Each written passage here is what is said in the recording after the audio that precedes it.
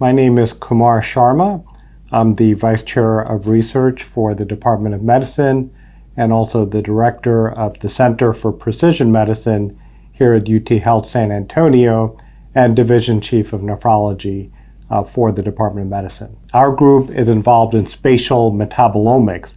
So what we found is by looking at kidney biopsies using this technique called spatial metabolomics that we could identify certain molecules that were present in the kidney in the region of fibrosis.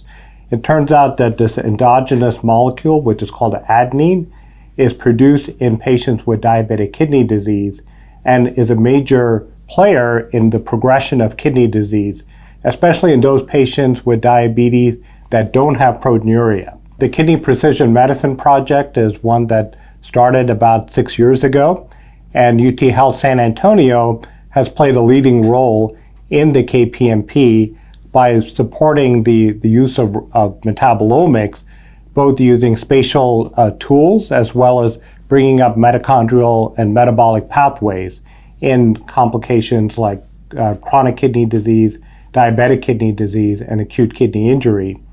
And our group is primarily focused on spatial analysis.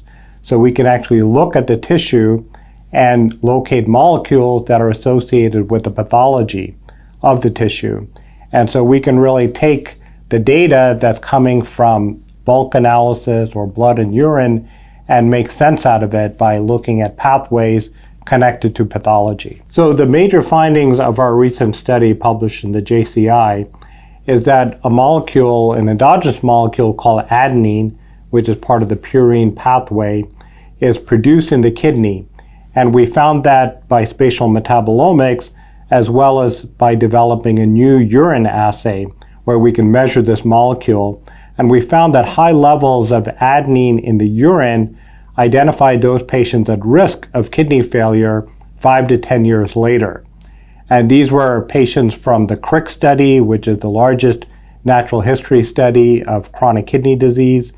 It was also found in a Pima Indian study and in the study from Asia, where Chinese, Malays, and Indians were incorporated into that study. These were all natural history studies, and we found that high levels of urine adenine identify those patients that will get kidney failure and also all-cause mortality 5 to 10 years after the measurement. The translation to the clinic based on these findings is actually relatively soon, because we were able to find it in over 3 different natural history studies to be a risk marker for progressive kidney failure. And so the measurement of urine adenine is a difficult assay because of the sensitivity of the measurement, but our lab, using a mass spec approach, we're able to do the measurement, and it can be done right now in the clinic. And plus, we also demonstrated that blocking the production of adenine in a mouse model can protect against diabetic kidney disease using a new oral therapeutic that hopefully could be used in patients as well in the future.